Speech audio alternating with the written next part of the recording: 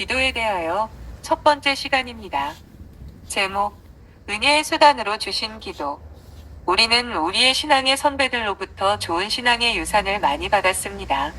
또 그것을 우리 다음 세대에게 발전시키고 보존하여 물려주는 것이 이 시대를 살아가는 우리의 사명이기도 합니다. 그런데 그런 좋은 유산만 물려받은 것은 아니라 그릇된 유산들도 많이 받았습니다.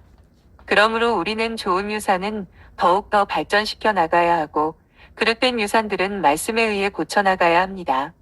이것이 개혁주의 신앙의 정신인 것입니다. 그러므로 우리는 항상 하나님의 말씀에 의해 그릇된 것들은 재정비하여 하나님을 섬기는 일에 소홀함이 없어야 할 것입니다. 신앙의 기본적인 행위 가운데 하나인 기도에 대하여 생각해 보려고 합니다. 우리가 지금까지 신앙생활을 하면서 기도만큼 강조가 된 신앙의 행위가 없을 것입니다.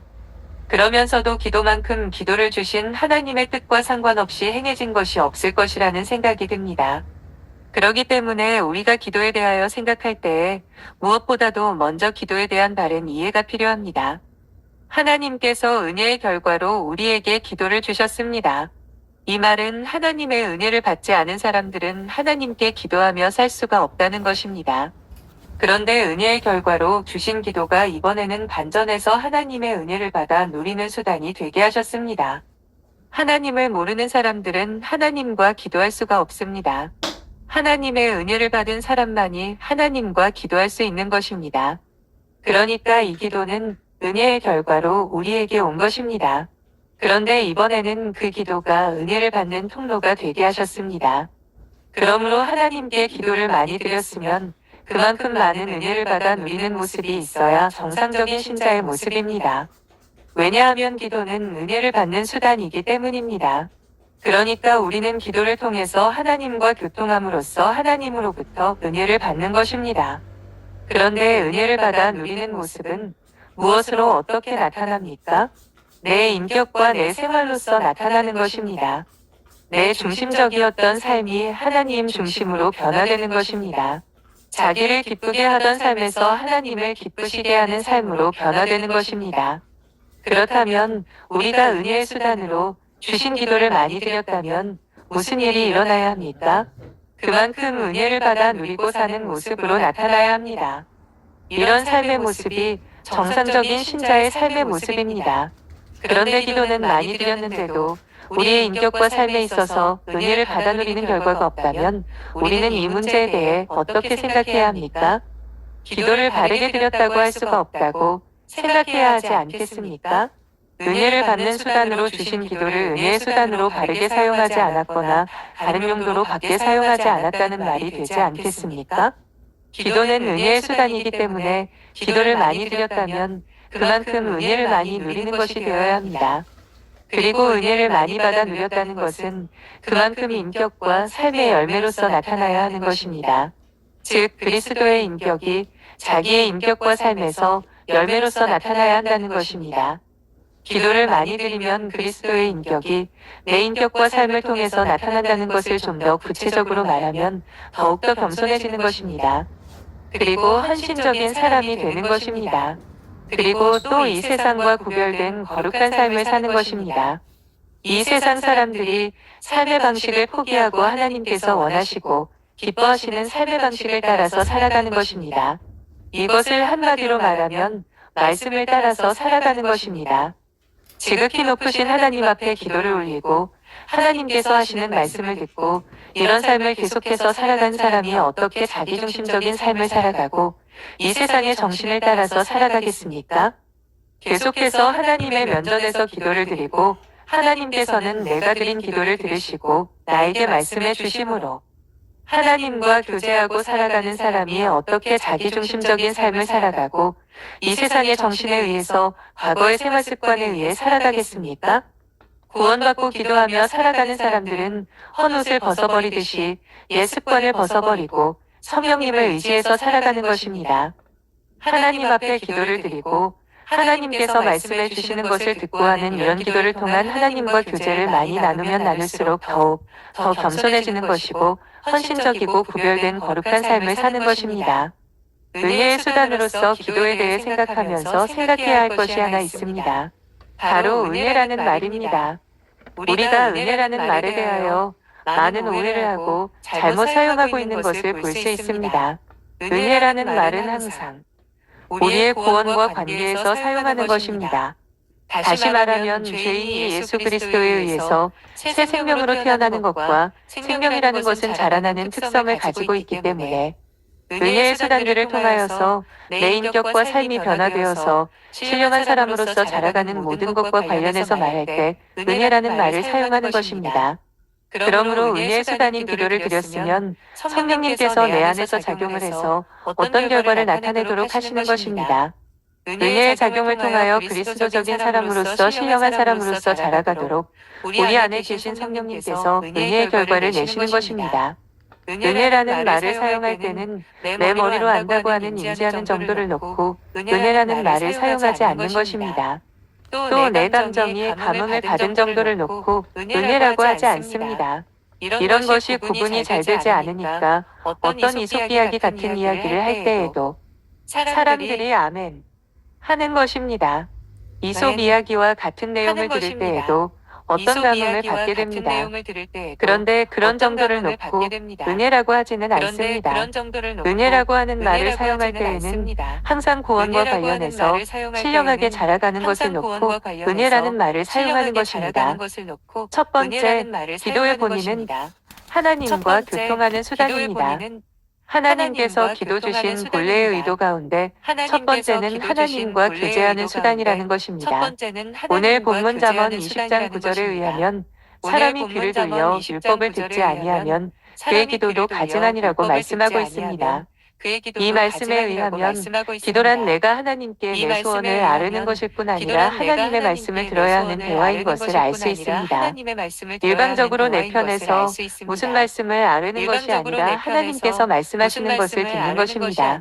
그래서 기도는 하나님과의 대화이며 교통인 것입니다. 우리들도 성경을 읽다가 하나님과 하나님이 하신 일과 하나님께서 나에게 요구하시는 어떤 사실들을 알았을 때, 아, 그렇군요. 하나님은 그런 분이시군요. 하나님은 그런 일을 하셨군요. 하나님은 오늘 저에게 이런 일을 하기를 원하시는군요.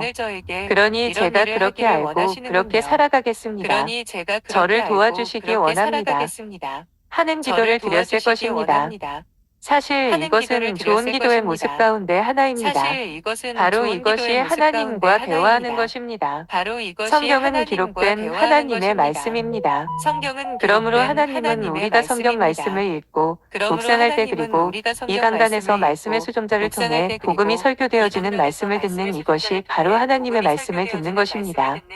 진리의 영이신 성령님께서 하나님의 말씀을 생각나게 하여 주실 때 그 말씀에 마음을 두는 것이 하나님의 말씀을 듣는 것입니다. 그러니까 우리가 평소에 이런 하나님의 말씀을 듣는 일을 하지 않으면서 하나님께 나와서 기도한다는 것에 대해서 잠언 기자는 하나님이 그의 기도를 가증하게 여기신다는 것입니다. 우리가 전에는 하나님과 상관없이 살아가던 사람이 이제 하나님의 구원의 은혜를 입어 하나님의 자녀가 되어 하늘에 계신 아버지 하나님과 대화하며 살아가게 되었습니다. 바로 그 대화, 즉 구속주 하나님과 대화하는 것이 바로 기도인 것입니다.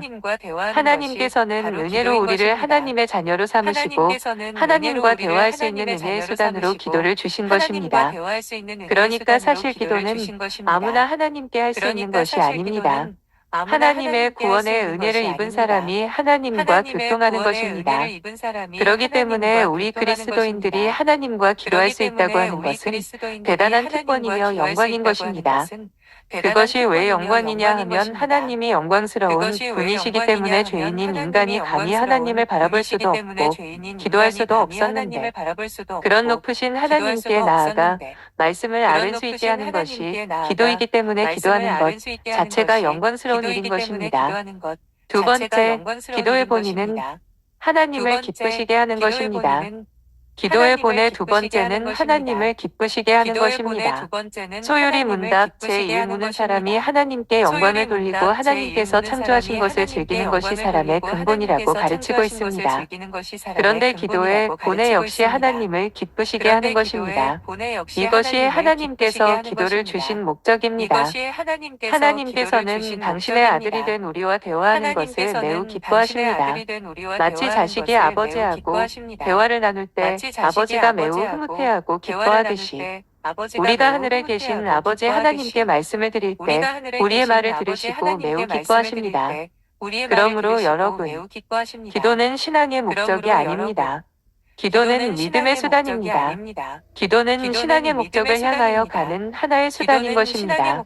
기도는 하나님께 영광을 돌리고 하나님을 기쁘시게 하고 하나님께서 지으신 세계를 바라보면서 그것을 즐길 수 있는 그 목적을 향하여 가는 수단인 것입니다. 그렇다면 정상적으로 기도를 많이 드리는 사람들의 심령 상태는 참으로 아름답습니다. 기도를 많이 드리면 드릴수록 그만큼 심성이 아름다워지기 때문입니다.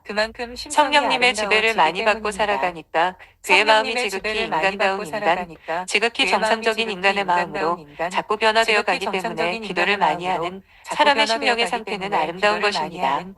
그런 사람이 만물을 바라보니까 하나님께서 지으신 이 만물이 이렇게 아름답구나 하는 것입니다. 들에 있는 풀한 포기를 바라보면서도 하나님의 솜씨가 이렇게 아름답구나 하고 느끼는 것입니다. 그런데 기도를 드리지 않고 살아가는 사람들은 그의 심령이 무덤덤하기만 합니다. 때로는 무덤덤을 넘어서 방백하게 되기도 합니다. 하나님의 창조를 보고도 마음에서 하나님께서 하신 일들을 기뻐하지 않습니다. 하나님과 기도를 통해서 거룩한 교제를 늘 하고 살아가는 사람은 생활에 아무리 어려움이 오더라도 그 마음의 중심에 기쁨을 잃지 않는 것입니다. 이것은 우리가 단적으로 경험하는 일이기도 합니다. 우리가 하나님과 교통을 하고 늘 그런 삶을 살아가면 생활에 참 만족을 느끼는 것을 경험하게 됩니다. 그런데 하나님과의 관계가 바르지 못한 그런 삶을 지속적으로 살아가면 우리 마음이 답답해지고 우리 마음이 참으로 어두워져서 우리 심령이 무덤덤해 가는 것입니다. 그래서 기뻐해야 할 일을 보고도 기뻐하지 않습니다. 주님의 능력을 감사하고 찬송해야 하는 데에도 감사하지 않고 찬송하지 않는 것입니다. 우리가 알아야 할 것은 기도는 목적이 아니라는 것입니다. 그런데 주객이 전도되어 가지고 기도가 신앙의 목적이 되어 버린 사람들을 종종 볼 수 있습니다. 그런 사람들은 기도를 많이 하면 신앙 좋은 사람이라고 생각하는 사람들인데 기도가 수단이 아니라 목적이 되어버린 사람들입니다. 그러나 기도를 통하여 하나님의 뜻을 알고 나의 소원을 아뢰는 것이기 때문에 그것 자체가 신앙의 목적이 될 수는 없는 것입니다. 기도도 역시 은혜를 받아 누리는 여러 수단 중에 하나인 것을 아는 것이 중요합니다. 그러므로 우리 모두는 기도를 은혜의 수단으로 정상적으로 사용하여 은혜의 작용이 있는 사람이 되어야 합니다. 아멘.